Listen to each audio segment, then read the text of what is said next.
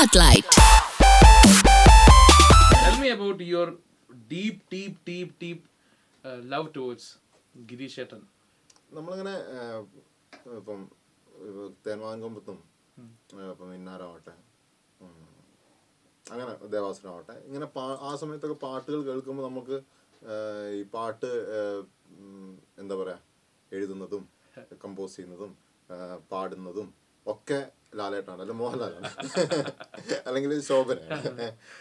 അപ്പോൾ അങ്ങനെ നമ്മൾ കേട്ട് പരിചയിച്ച കുറേ പാട്ടുകൾ, അതായത് മോഹൻലാലിൻ്റെ അല്ല മമ്മൂട്ടീൻ്റെ അല്ലെങ്കിൽ ശോഭനയുടെ അല്ല അങ്ങനെ നമ്മൾ ജയറാമിൻ്റെ സുരേഷ് അങ്ങനെ നമ്മൾ അപ്പം ആ സമയം പോലെ തന്നെ നമ്മൾക്ക് ഇഷ്ടപ്പെട്ട കുറേ പാട്ടുകളാണ്.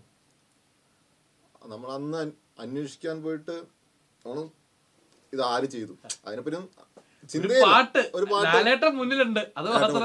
കാര്യങ്ങൾ. പിന്നെ നമ്മുടെ ഒരു ഹൈസ്കൂൾ ആ ഒരു സമയത്തൊക്കെ എത്തി നമ്മൾ ഇതിന്റെ പിന്നിലുള്ള കാര്യങ്ങളെ കുറിച്ചൊക്കെ ഇങ്ങനെ ആലോചിക്കുന്ന സമയത്താണ് ഇങ്ങനെ നമ്മുടെ കളക്ഷൻസിൽ അധികവും നമ്മുടെ ഇഷ്ടങ്ങളുടെ കൂടെ ഗിരീഷ് പുത്തഞ്ചേരി എന്നുള്ള പേര് തന്നെയാണ് അഗൈൻ ആൻഡ് അഗൈൻ കേട്ടുകൊണ്ടിരിക്കുന്നത്. പക്ഷെ അപ്പോഴും അതവിടെ ഉണ്ട് എന്നുള്ളതല്ലാതെ അതിനോട് ഓവറായിട്ട് റിയാക്ട് ചെയ്യണമൊന്നും പോലും. പക്ഷെ പിന്നെ ചില നമ്മളിങ്ങനെ സ്വപ്നം കാണില്ല, ഇപ്പൊ നമ്മൾ ഡ്രീം ടീം എന്നൊക്കെ പറഞ്ഞ് നമ്മൾ ഇങ്ങനെ ഒരു ഡ്രീം 11 എന്നൊക്കെ പറയണ പോലെ നമ്മളിങ്ങനെ ചിലപ്പോൾ വിചാരിച്ചിരുന്നു ഇങ്ങനെ ഇന്നയാൾ ഡയറക്റ്റ് ചെയ്തിട്ട്, ഇന്നയാൾ അഭിനയിച്ചിട്ട്, ഇന്നയാൾ സ്ക്രിപ്റ്റ് ചെയ്ത്, ഇന്നയാൾ മ്യൂസിക് ചെയ്യുന്നു, അതിൽ ഇന്നയാൾ പാട്ട് എഴുതുന്നു എന്നൊക്കെ പറയണ അങ്ങനെ നമ്മൾ വെറുതെ ഇങ്ങനെ ഓരോ ഇത് വിചാരിക്കും. അപ്പം അങ്ങനെ 1-2 സിനിമകൾ വന്നപ്പോൾ അതിൻ്റെ അകത്ത് ലിറിസിസ്റ്റ് മാത്രം ഇദ്ദേഹമായിരുന്നില്ല.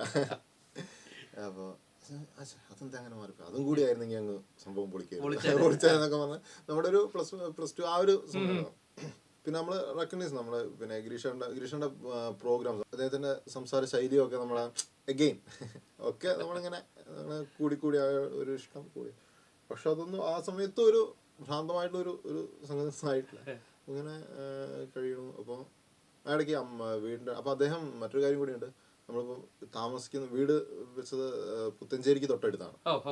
അപ്പോൾ നമ്മുടെ വീടിൻ്റെ അടുത്ത സ്റ്റോപ്പാണ് പുത്തഞ്ചേരി ആക്ച്വലി. അപ്പോൾ അങ്ങനെ അവിടെ നമ്മൾ ഒരു ക്ഷേത്രത്തിൽ നമ്മുടെ ക്ഷേത്രത്തിലൊരു ഫംഗ്ഷന് വേണ്ടിയിട്ട് ഇദ്ദേഹം വരികയാണ്. അപ്പോൾ അങ്ങനെ അപ്പം അന്നാണ് ഇദ്ദേഹത്തെ ആദ്യമായിട്ടും അവസാനമായിട്ടും ആണ് കാണുന്നത്. അപ്പോൾ ഫംഗ്ഷൻ കഴിഞ്ഞു. അപ്പോൾ അച്ഛൻ അതിൻ്റെ കമ്മിറ്റിയിലൊക്കെ ഉണ്ടായിരുന്നു. അപ്പോൾ പോകുന്ന സമയത്ത് ചോദിച്ചു ഇങ്ങനെ വീട്ടിൽ കയറാം, ഒരു ചായ വെച്ചിട്ട് പോകാം. അപ്പോൾ അങ്ങനെ അദ്ദേഹം വീട്ടിലേക്ക് വരികയാണ്. അപ്പോൾ വീട്ടിലേക്ക് വന്നു. അപ്പോഴും ഒരു എന്താ പറയുക, നമുക്ക് ഗിരീഷ് പുത്തഞ്ചേരി എന്ന് പറയുന്ന ഒരു സന്തോഷമുണ്ട്. അതിന് അപ്പുറത്തേക്കൊന്നും ഒരു ഇതൊന്നും ഇല്ലാതാണ് എൻ്റെ ഒരു ഓർമ്മ. അപ്പം വീട്ടിൽ ഒരു ചെറിയൊരു പൂജാമുറി പോലത്തെ ഒരു സംഗതിയാണ്. അപ്പം നമ്മൾ പുറത്തേക്കാണ് അതിൽ തൊഴുതിട്ടാണ് നമ്മൾ പോകുക. അപ്പം ഗിരീഷൻ ആ മുറിയിൽ വന്നപ്പോൾ ഞാൻ അദ്ദേഹത്തിൻ്റെ കാലിൽ തൊട്ടു. അപ്പോൾ അദ്ദേഹം ചേർത്ത് പിടിച്ചിട്ട് നെറുകയിലൊരു ഉമ്മ തന്നു. അപ്പോൾ അപ്പോഴും നമ്മൾ അറിയണില്ല ഇതൊരു ഇത്രയും വലിയൊരു സംഗതിയായിട്ട് നമ്മളിലേക്ക് വരാൻ പോകുന്ന ഒരു കാര്യമാണെന്ന് പറഞ്ഞില്ല. പിന്നെ അങ്ങനെ അത് കഴിഞ്ഞു. പിന്നെ ആ യാത്രയിൽ വീടിൻ്റെ അവിടെ നിന്ന് കോഴിക്കോടേക്ക് മഹാറാണിയിലേക്ക് പോകുന്ന ഒരു യാത്രയിൽ എൻ്റെ കുറെ സംശയങ്ങൾ ഇങ്ങനെ അതൊന്നുമല്ല. അന്ന് എഴുത്തിനെ പറ്റിയൊന്നും ചിന്തിച്ചിട്ട് തന്നെയല്ല. മീൻസ് നമ്മൾ എഴുതുന്നു എന്നുള്ളൊരു ലെവലേ അല്ല, സംഗതിയല്ല. നമ്മളിങ്ങനെ പാട്ടിനെ കുറിച്ച് തന്നെയാണ് ചോദിച്ചത്. അപ്പൊ ആ ഇടയ്ക്ക് എന്ന് പറഞ്ഞു കഴിഞ്ഞാല് വടക്കുന്നാഥൻ എന്ന് പറയുന്ന സിനിമയിലെ പാട്ടുകളൊക്കെ ഹിറ്റായിരുന്നു. ആ സിനിമ കുറച്ച് കഴിഞ്ഞിട്ടാണ് റിലീസ് ചെയ്തത്, കുറച്ച് ഡിലേ ഉണ്ടായിരുന്നു. പാട്ടുകൾ ഹിറ്റായിക്കൊണ്ടിരിക്കുന്നത് തന്നെ സിനിമ ഇറങ്ങിയിട്ടുണ്ടായിരുന്നു, നല്ല ഡിലേ ഉണ്ടായിരുന്നു. പക്ഷെ പാട്ടൊക്കെ ഹിറ്റായിരുന്നു, നേരത്തെ ഇറങ്ങിയിട്ടുണ്ട് എല്ലാ പാട്ടുകളും. അപ്പൊ അതിലെ കളഭം തരാം ഭഗവാനൻ മനസ്സും തരാം എന്നുള്ള പാട്ട്. അപ്പൊ ഞാനിങ്ങനെ കൃഷ്ണനോട് ചോദിച്ചു, കൃഷ്ണ ഈ പാട്ടിന്റെ ഭാവം എന്താണ്? അപ്പൊ ഇന്നാണെങ്കിൽ ചിലപ്പോൾ ഞാൻ ആ മുന്നിൽ പോലും പോയി നിൽക്കില്ലായിരുന്നു. കാരണം അദ്ദേഹത്തെ പറ്റി വായിക്കുകയും അത്ര ഓരോ ആൾക്കാരുടെ അനുഭവങ്ങളൊക്കെ വായിക്കുകയും അദ്ദേഹത്തിന്റെ പാട്ടുകൾ പിന്നെയും കേൾക്കുകയും ചെയ്യുന്നതുകൊണ്ട് ചിലപ്പോൾ പഞ്ചായത്ത് പോലും ചിലപ്പോൾ ഞാൻ പോയി വരില്ല, ഓടിക്കളയും. പക്ഷെ അന്ന് ഞാൻ ചോദിച്ചു, അറിവില്ലാത്ത കാലം. അതെ, അത് ഗിരീഷേട്ടൻ തന്നെ എഴുതിയിട്ടുണ്ട് മറ്റേ വടക്കുന്നാലില്, അറിവാണ് ആദ്യം ഉണ്ടാക്കുന്നത് എഴുതിയിട്ടുണ്ട്. അപ്പൊ അന്ന് അപ്പൊ എന്തും ചോദിക്കാലോ, ബോധമില്ലല്ലോ. അപ്പോൾ ഞങ്ങൾ ചോദിച്ചു മറ്റേ അപ്പം അങ്ങനെ ആ പാട്ടിന്റെ ഭാവം എന്താണ്? അത് പ്രണയമാണോ, ഭക്തിയാണോ, എന്താണ്? എന്നോട് പറഞ്ഞ മറുപടി, നിനക്ക് എന്ത് തോന്നുന്നു അതാണ് ആ പാട്ടിന്റെ ഭാവം. നിനക്കത് പ്രണയമാണെന്നും എടുത്തോ, ഭക്തിയാണെന്നും പറയുന്നില്ല, ആ എടുത്തോ. ഓക്കെ, അത് കഴിഞ്ഞു. പിന്നെ അടുത്ത ചോദ്യം, ഹരിമുരളി രവത്തിലെ പാടി നടന്നു മറഞ്ഞൊരു വഴികളിൽ ഈറനണിഞ്ഞ കരാഞ്ജലിയായി നിൻ പാതുക മുദ്രക തേടി നടപ്പു ഗോപവധൂജന വല്ലഭനെന്നു എന്ന് പറഞ്ഞ സംഗതിയുണ്ട്. അപ്പൊ ഞാനെന്ന് ചോദിച്ചു, എന്തേ അങ്ങനെ എഴുതി? അഹങ്കാരം അന്ന് വിവരക്കേടാണ്. പക്ഷെ അതിന് അദ്ദേഹം പറഞ്ഞ മറുപടി ഒരു ഗംഭീര മറുപടിയാണ്. കാരണം നമ്മളൊക്കെ പോയിട്ട് ഗുരുവായൂർ പോയിട്ട് തൊഴുന്ന ഒരു കൃഷ്ണനുണ്ട്, ഏറ്റവും മനസ്സർപ്പിച്ച് തൊഴുന്ന ഒരു കൃഷ്ണൻ. പക്ഷെ പ്രണയം കൊണ്ട് എത്ര കണ്ണു ചുവപ്പിച്ച ദുഷ്ടനാണ് കൃഷ്ണൻ എന്ന് വെച്ചാൽ. അപ്പൊ ഞാൻ ഞെട്ടിങ്ങത്തെ മറ്റൊരു സംഗതിയാണ് കേൾക്കണത്. അപ്പൊ അല്ല, എത്ര ഗോപികമാരെ കരയിച്ചിട്ടുണ്ട് കൃഷ്ണ. അപ്പം എഗെയിൻ അതിന്റെ ഡെപ്ത് പിന്നെ എനിക്ക് മനസ്സിലായത്, നമ്മൾ ആ വിഷ്വൽസ് കണ്ടറിയാം, എല്ലാവരും ഇങ്ങനെ തിരിച്ചു ഇങ്ങനെ വരുമ്പോ അദ്ദേഹത്തെ പേടിച്ചിട്ട് എല്ലാവരും ഒളിച്ചൊളിച്ച് നിൽക്കുന്ന ഒരു അങ്ങനത്തെ ഒരു വിഷ്വൽസ് ഒക്കെയാണ്. പൊട്ടി അങ്ങനെ ഒരു ചലങ്കങ്ങനെ പോയിട്ട് ഇങ്ങനെ പിടിക്കുന്ന സംഗതിയാവും. അപ്പൊ അത് മറ്റൊരു ലെവലാണ് ആക്ച്വലി പാട്ടിന്റെ. അപ്പൊ അങ്ങനെ കുറെ കാര്യങ്ങൾ ചോദിച്ചപ്പം അതിനൊക്കെ ഇങ്ങനെ അദ്ദേഹം ഇങ്ങനെ മറുപടി പറഞ്ഞിരുന്നു. ഒക്കെ കഴിഞ്ഞു. അപ്പോൾ എന്നോട് പറഞ്ഞു, അങ്ങനെ നീ വിളിക്കണം നമ്പർ. എൻ്റെ ഇടയിൽ വേറെ സംഗതി, മറ്റേ രാത്രി 11-11:30 ആയിട്ട് മഹാറാണി എത്തുമ്പോൾ ചാടിയാം നമ്മുടെ ഒരു കോഴിക്കോടൻ അടിച്ചു പോകുന്നത് ചാടിക്കാൻ. അപ്പം ഞാൻ പറഞ്ഞു, വേണ്ട ഗിരീഷ്, ലേറ്റ് ആയിരുന്നു, 11:30 അത്രയും നേരം കണ്ട ആള് നേരെ ഉൾട്ടം പറഞ്ഞു, അതെന്താടാ ഗിരീഷ് പുത്തഞ്ചേരി ഒരു ചായ വാങ്ങിച്ചാൽ തന്നെ കുടിച്ചൂടെ? ഞെട്ടി. അവനല്ല അതല്ല, അപ്പൊ നീ വിളിക്ക്. ശരി. അങ്ങനെ അത് കഴിഞ്ഞു. പിന്നെ ഏതൊക്കെയോ പാട്ട് കേട്ടിട്ട് ഞാൻ വിളിക്കാൻ ശ്രമിച്ചു, ഒരിക്കൽ പോലും പിന്നെ കിട്ടിയിട്ടില്ല. അപ്പോൾ അത് കഴിഞ്ഞു. പിന്നെ ഇങ്ങനെ ഒരു ദിവസം ഇങ്ങനെ ഒരു ദിവസം ടൗണിൽ പോയി ഇങ്ങനെ വീട്ടിലേക്ക് വരുമ്പോൾ അനിയത്തിയാണ് പറയുന്നത്, ഇങ്ങനെ ഗിരീഷേട്ടൻ ഇങ്ങനെ ഹോസ്പിറ്റലാണ്. അപ്പം ഞാൻ അവിടെയുള്ള കോണ്ടാക്ട്സ് ഒക്കെ വെച്ച് വിളിച്ചു. അപ്പം പറഞ്ഞു അങ്ങനെ കുറച്ച് പ്രശ്നമാണ് എന്ന് പറഞ്ഞു. അപ്പം അങ്ങനെ 2010 ഫെബ്രുവരി 10 ശേഷം പോയി. പക്ഷെ അതിന് ശേഷം എന്ന് പറയണത് നമുക്കെന്തോ എന്താ പറയാ, ഒരു നമ്മൾ അറിഞ്ഞില്ലല്ലോ, നമുക്ക് ഇനി എന്തൊക്കെയോ പഠിക്കാണ്ടായിരുന്നു, കുറെ കൂടെ അടുത്ത് പരിചയപ്പെടണമായിരുന്നല്ലോ എന്ന് പറഞ്ഞിട്ട് പിന്നെ അതൊരു എന്താ പറയാ, അത് ആ ഒരു ഭ്രമം നമ്മളെ വലിച്ചുകൊണ്ട് അങ്ങോട്ട് പോവായിരുന്നു, എങ്ങോട്ടൊക്കെയോ പോവായിരുന്നു ആക്ച്വലി. അപ്പൊ അങ്ങനെ പിന്നെ അദ്ദേഹത്തിന്റെ പാട്ടുകൾ തന്നെ കേൾക്കും. അപ്പൊ അങ്ങനെ എന്താ പറയാ, അഡിക്റ്റ് എന്ന് പറയണ, പക്ക അഡിക്റ്റ് എന്ന് പറയണ സംഗതികളിലേക്ക് അപ്പം ഇപ്പോഴും അത് തുടർന്നുകൊണ്ട് പോകുന്നു. പിന്നെ നമുക്കത് ഒരുപാട് തലത്തിൽ ഫീൽ ചെയ്തു. പിന്നെ അങ്ങനെ ഗിരീഷണ്ണ മക്കള് 2 പേരും, മൂത്തയാള് ജിതിൻ, രണ്ടാമത്തെ ആള് ദിനാഥ്. അപ്പം പിന്നെ അങ്ങനെ ഇവരുമായിട്ട് പരിചയപ്പെടുന്നു. ഒരു ദിവസം വീട്ടിലേക്ക് കയറി ചെല്ലുന്നു, ഞാന് അച്ഛന്റെ വലിയൊരു ആരാധകനാണ് എന്ന് പറഞ്ഞ് കയറി ചെല്ലുന്നു. അതെ, ഗിരീഷന്റെ പുസ്തകങ്ങളൊക്കെ എടുത്ത് കൊണ്ടുപോകുന്നു. അങ്ങനെ സാധനം കേട്ടിട്ടുണ്ട് ഉണ്ടോ? പുസ്തകങ്ങൾ വീട്ടിൽ നിർത്തുകൊണ്ടിരുന്നോ? പുസ്തകങ്ങള് എടുത്തോണ്ടതല്ല, അത് ജിത്തു ഒരു പുസ്തകം നിങ്ങൾ വായിച്ചിരിക്കണം എന്ന് പറഞ്ഞിട്ട് തന്നൊരു പുസ്തകമുണ്ട്. അപ്പൊ അങ്ങനെ അവരുമായിട്ട് പരിചയപ്പെടുന്നു. അപ്പം ഇവർക്ക് വളരെ കൃത്യമായിട്ട് നമ്മുടെ മനസ്സ് കൃത്യമായിട്ട് അവർക്ക് വായിക്കാൻ പറ്റുന്നില്ല. അങ്ങനെ പിന്നെ ഇപ്പം നമ്മളെ പാട്ടിൻ്റെ എഴുത്ത്, അപ്പം ആക്ച്വലി സിനിമയിൽ എഴുതിക്കാൻ വേണ്ടിയിട്ട് ഇപ്പം എനിക്ക് ചാൻസ് ചോദിക്കാന്നൊക്കെ പറഞ്ഞാൽ അങ്ങേയറ്റം മടിയുള്ളൊരു കാര്യമാണ് എപ്പോഴും. അപ്പോൾ ആദ്യമായിട്ട് ചാൻസ് ശീലിപ്പിച്ചത് ജിത്തു ആണ്. ഞാൻ കേട്ടിട്ടുണ്ടാക്കാ, വേറൊന്നുമല്ല. മനുവേട്ടാ, നിങ്ങൾ വീട്ടിലിരിക്കെ ലാൽ ജോസ്, അനൂപ് മേനോൻ, അതേപോലെ പ്രിയദർശൻ സാർ, ഇവരൊക്കെ വീട്ടിലേക്ക് വരും. മനുമഞ്ചത്തല്ല ഒരു പാട്ട് എഴുതി തരുമോ ചോദിച്ചിട്ട്. അങ്ങനത്തെ ഒരു കഥ ഞാൻ കേട്ടിട്ടുണ്ട്. ജിത്തു ഇങ്ങനെ എന്നെക്കാൾ ഇളയതാണെങ്കിൽ പോലും ചിലപ്പോ നമ്മുടെ അച്ഛനോ ഏട്ടനോ അമ്മാവനോ ഒക്കെ ആയിക്കളയും. അപ്പൊ അങ്ങനെ ചീത്ത പറഞ്ഞാണ്, നല്ല കണ്ണൂട്ടുന്ന ചീത്ത പറഞ്ഞാണ്, നിങ്ങളങ്ങനെ കാത്തിരുന്നോളി അങ്ങനെ വരും വരും. വരും. അതെ. അപ്പൊ എങ്കിലും എഴുതി കൊടുക്കണം കേട്ടോ എന്നൊക്കെ പറഞ്ഞിട്ടുള്ള ഒരു രീതിയിൽ. അപ്പോൾ അങ്ങനെ അപ്പം നമ്മുടെ ഏറ്റവും ഇപ്പം ക്രിട്ടിക്കാണ് നമ്മളിപ്പോൾ എഴുതിയൊരു സംഗതി. ഇപ്പം എല്ലാവരും ഗംഭീരം എന്ന് പറഞ്ഞാൽ ഞാൻ ജിത്തുമെന്ന് പറയും, മോശമല്ല, പക്ഷെ ഇന്ന സാധനങ്ങൾ ഉണ്ട് കേട്ടോ, നോക്കണം കേട്ടോ എന്ന് പറയും. അപ്പോൾ വാവ എന്ന് പറഞ്ഞാൽ ഇളയാള്, രണ്ടുപേരും. അപ്പോൾ അത് വലിയൊരു അനുഗ്രഹമാണ്. പിന്നെ കുറെ അതിന് ശേഷം കുറെ ഈ പറയുന്ന നിമിത്തം ഈശ്വരാനുഗ്രഹം എന്നൊക്കെ നമ്മൾ പറയണ ഒരു കാര്യങ്ങൾ. അതായത് വാവ ആദ്യമായിട്ട് പാട്ട് എഴുതിയ സിനിമയായിരുന്നു മാറ്റിനി എന്ന് പറയുന്നത്. അപ്പം അതിൽ ഗിരീഷേട്ടന് ഒരു സമർപ്പണം പോലെ എഴുതണമെന്ന് പറഞ്ഞു. അപ്പോൾ അതിൻ്റെ റൈറ്റേഴ്സ് വാവേനാണ് വിളിക്കുന്നത്. വാവനോട് പറഞ്ഞു ഇങ്ങനെ ഒരു രണ്ടുപേരും ഇങ്ങനെ അച്ഛൻ്റെ പേര് ഇങ്ങനെ എഴുതണം. അപ്പോൾ വാവ പറഞ്ഞു അത് എഴുതാൻ ഒരാളുണ്ട് എന്ന് പറഞ്ഞിട്ട് വാവ വിളിക്കുന്ന എന്നെ. അപ്പോൾ ആക്ച്വലി ഞാൻ സിനിമയ്ക്ക് ആദ്യം എഴുതുന്നത് പാട്ടല്ല, ഗിരീഷേട്ടൻ്റെ പേരിലൊരു സമർപ്പണമാണ്, ട്രിബ്യൂട്ട്. അതൊരു വലിയൊരു എന്താ പറയാ, നമ്മളിപ്പോൾ ആലോചിക്കുമ്പോൾ നമുക്ക് അങ്ങനെ ഒരു തുടക്കം എന്നൊക്കെ പറയണത് എന്താ പറയാ, ഒരു വല്ലാതെ കൗതുകം ഒരു ബിയോണ്ട് വേർഡ്സ്. നമുക്ക് അത് കൃത്യമായിട്ട് പറയാൻ പറ്റില്ല ഒരു ഇമോഷൻ എന്താണ്. അപ്പോൾ അതെഴുതുന്നു. ഓക്കെ, അതെഴുതുന്നു. അത് കഴിഞ്ഞു. പിന്നെ ഗിരീഷേട്ടനെ കുറിച്ചിട്ട് പിന്നെ ഒരു പുസ്തകം വരുന്നു. ഒരു കുറേ വർഷത്തെ അവരുടെ ഒരു എഫേർട്ടാണ്. ഗ്രാൻഡ് പബ്ലിക്കേഷൻസ് ഉണ്ട് കോഴിക്കോട് അവരെ.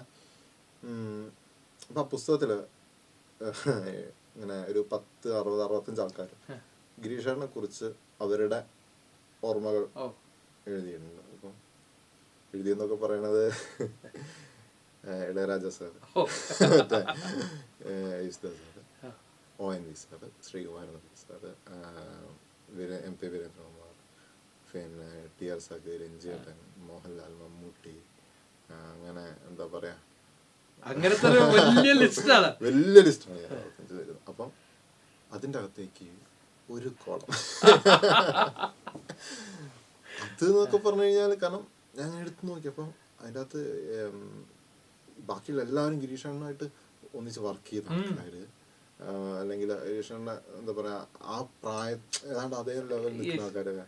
ഇതിൻ്റെ ഇടയിലൊക്കെ നമുക്കൊരു സ്പേസ് കിട്ടുകയെന്ന് പറയണേ നമ്മുടെ ഒരു ക്യാപിറ്റൽ എന്ന് പറഞ്ഞാൽ ഒന്നുമില്ല. ഗിരീഷണ്ണ നമ്മൾ അത്രയും ഈ സംഗതി മാത്രമാണ് നമ്മുടെ. അപ്പം അത് വെച്ചിട്ട് നമ്മൾ അവിടെ അങ്ങനെ ഒരു സ്പേസ് നമുക്ക് കിട്ടുക പറഞ്ഞു കഴിഞ്ഞാല് എന്താ പറയാ, അതൊരു വേറൊരു ഫീലാണ്. അത് ഇമോഷണലാണ് ഭയങ്കര.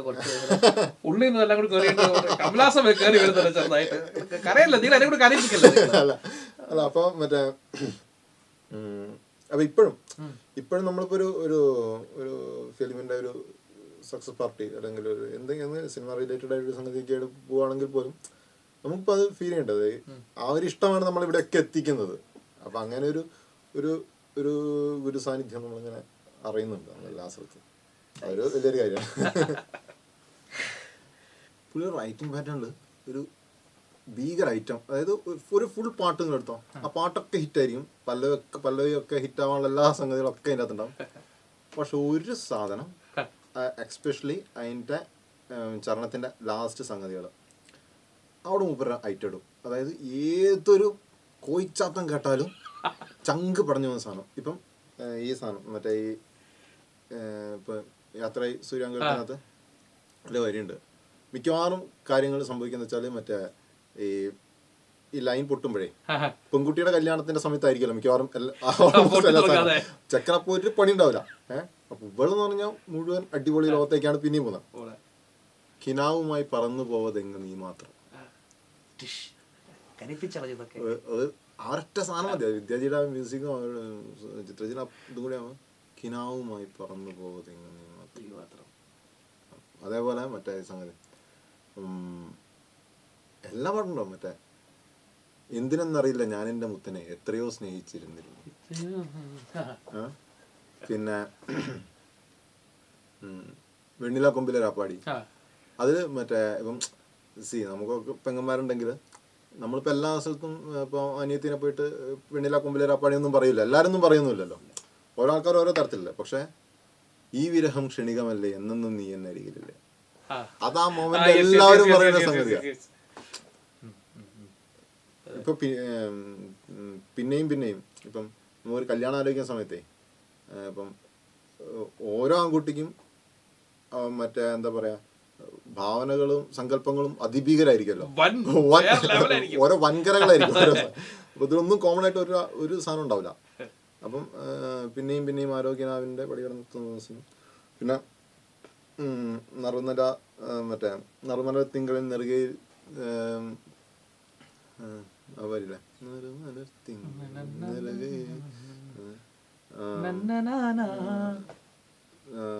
തുടുവിരൽ ചന്ദനം തൊട്ടതാവാം കുയിലുകൾ പാടുന്ന തൊടിയിലെ തുമ്പികൾ അലസമായി മുളിപ്പറന്നതാകാം. ഈ സംഗതികള് കരളിലെ തന്ത്രിയിൽ അലസമായി കൈവിരൽ ചേർത്തതാകാം. ആരും മറ്റേ ആ സംഗതിയാണ് അതിൻ്റെ അകത്തെ പാട്ട്.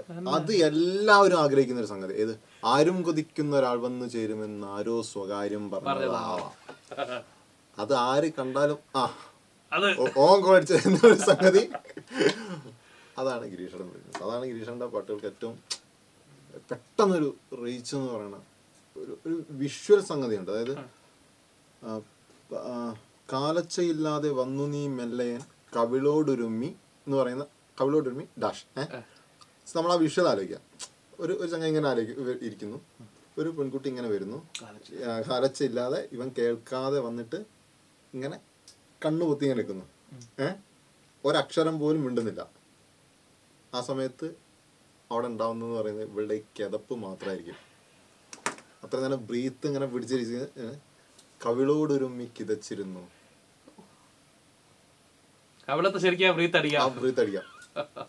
അങ്ങനെ കണ്ണുപൊത്തി കാലച്ചയില്ലാതെ വന്നു നീ മെല്ലയൻ കവിളോടൊരുമ്മി കിതച്ചിരുന്നു. അതാണ് വേറെ ലെവൽ എന്ന് പറയുന്ന സംഗതി. ഗിരീഷേട്ടൻ ഒരൊറ്റ പോക്കങ്ങ് പോയതുകൊണ്ട് നമുക്ക് മിസ്സായത് എന്താണെന്ന് പിന്നെയാണ് മനസ്സിലാവുന്നത്. ആക്ച്വലി ഇൻകംപ്ലീറ്റ് ആയിട്ട് നിൽക്കുകയാണ്, വളരെ ഇൻകംപ്ലീറ്റ് ആയിട്ട് നിൽക്കുകയാണ്.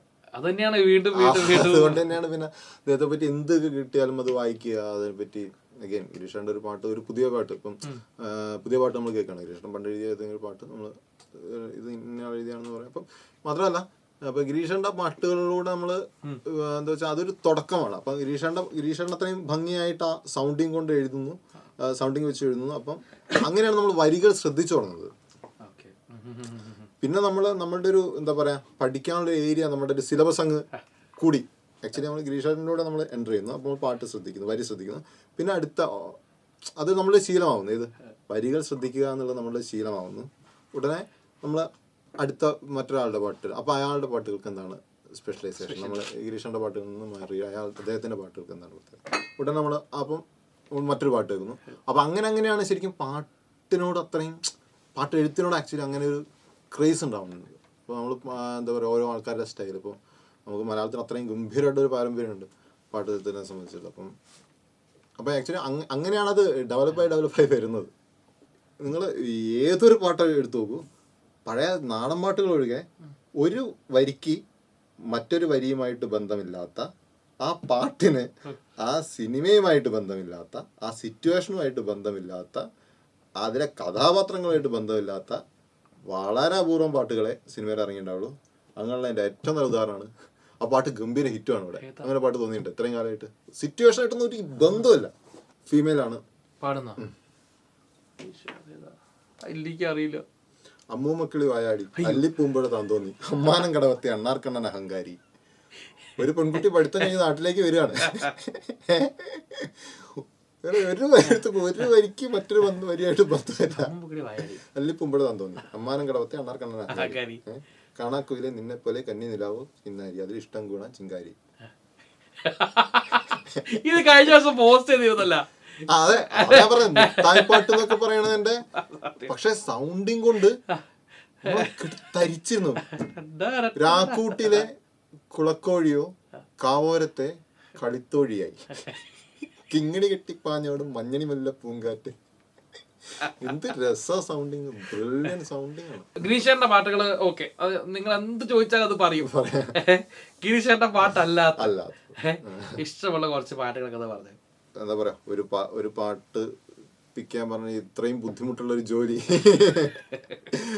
ഭാസ്കര മാഷ്ട പാട്ടുകൾ ഏതൊരു മലയാളിയും പോലെ തന്നെ അതിന്റെ ഒരു ലാളിത്യം എന്ന് പറയുന്ന, ലാളിത്യത്തിന്റെ ഒരു ഗാംഭീര്യം ഉണ്ടല്ലോ, അതിന്റെ ഒരു എന്താ പറയാ അങ്ങനെ, അതാണ് ഭാസ്കര മാഷിന്റെ ഒരു പാട്ട്.